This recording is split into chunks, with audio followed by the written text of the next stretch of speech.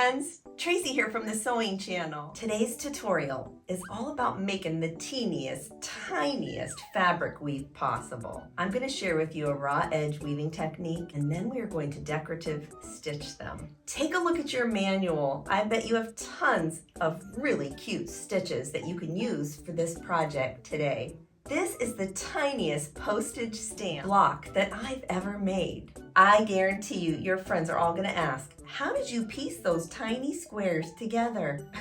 Easy, weavy. Oh my word, I cracked myself up. I might edit that out. Enough talking already. Let's get busy learning easy weavy.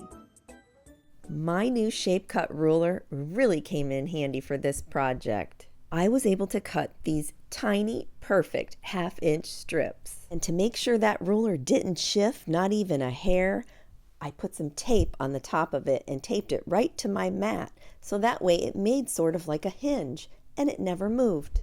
All of my tiny postage stamp coasters ended up to be approximately 4 inches in size. With this project, you want to make sure your strips are long enough because we do want overhang as we assemble it. I used my wool mat as the base for assembly. You will need something that you're able to put a pin through so that you can hold your strips in place. It's also important to note that wherever you lay this down, it has to be heat resistant because we're going to be pressing this at the end of our assembly. Lay your batting down on your wool mat, then you're going to lay your two-sided fusible interfacing on top of that. You'll need some pins. I used my marble glass head pins from Clover. I just love these pins. Start by laying down all of your background fabric strips first. As you lay them down, be sure that there are no gaps between them. You don't want to see any batting at all. I'm laying my previous makes over top of the strip so you can see just how many you need for this particular coaster size. If you're anything like me, you just love a good visual aid. Am I right? Once your background strips are all down, take your pins and pin every single one of those strips at the end. I did use my plastic medical forceps to help me pull the strips back, but you can use any set of tweezers that you have. Now you're going to pull every other strip back to the middle, and as you can see here, as I pull it back, I'm also pressing it down with my finger. That just helps stabilize it until I can get that other piece of fabric woven through.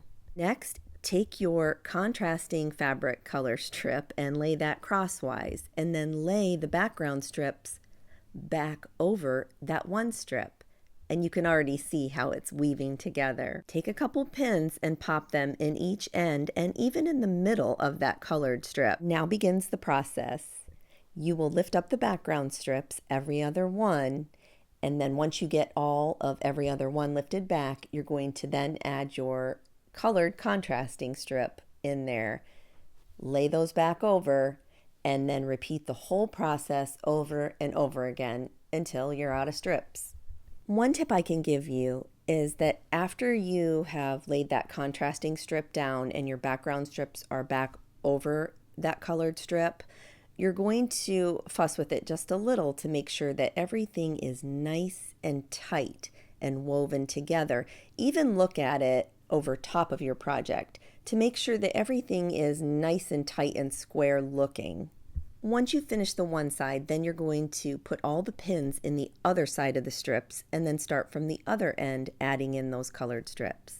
And if you don't want your iron to get sticky, then you will cut the corners where it's visible of the fusible interfacing and your batting out so that way nothing gets sticky anywhere. Now it's time to take out all of your pins, and then you're going to give this project a good hot press so that everything fuses together. We are going to put a lot of decorative stitching in this project, so we don't want any shifting. Go ahead and cut off any excess that you don't want on there or that you don't want to take to your sewing machine with you. With these raw edges, the decorative stitches will be perfect because there is absolutely no bulk to begin with. And the only hard part in this project is deciding which stitch we are going to use. There's so many. I think I'm going to go with that double X stitch. That's so cute. I'm going to use some light blue thread because I need to use it up. And I'm going to slip on my open-toed foot so I can see what the heck's going on. I'm going to be able to follow that red notch right in the center of that presser foot. If you learn anything from today's video, it's always test your stitch first. I mean, you want to make sure that it looks cute, right? Now on to the real deal.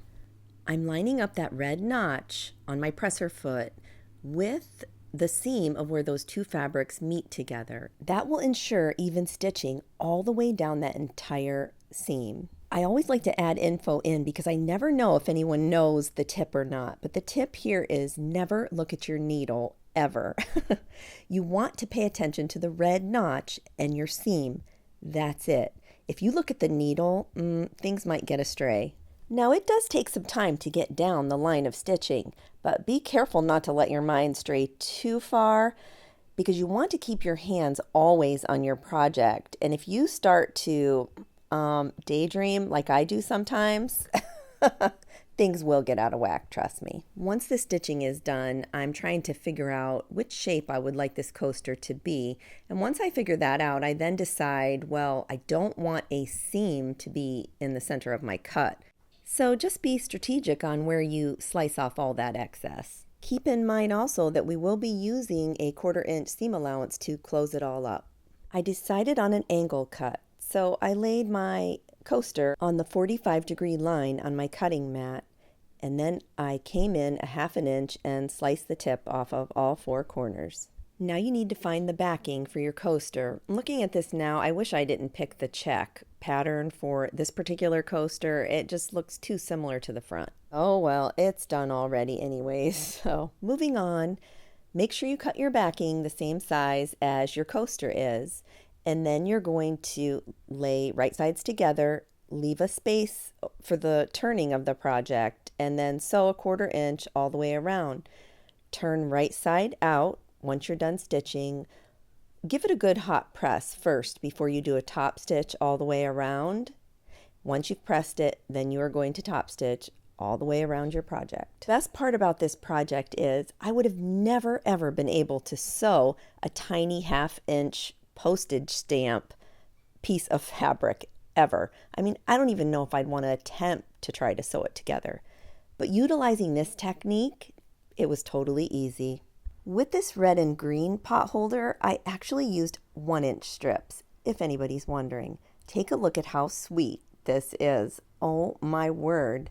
That's Christmas fabric right there from Poppy Cotton, isn't it, darling? Undoubtedly, there will be questions about this project. Can you use Insulbrite or some type of towel in between the fabric so you can make a pot holder? Yes, you absolutely can. You can even add another layer of thickness on the coaster. Now, who would love some Sewing Channel merch? If you really would like to be entered, please read all of the rules. They're right there in that white box. I have so much more to share with you.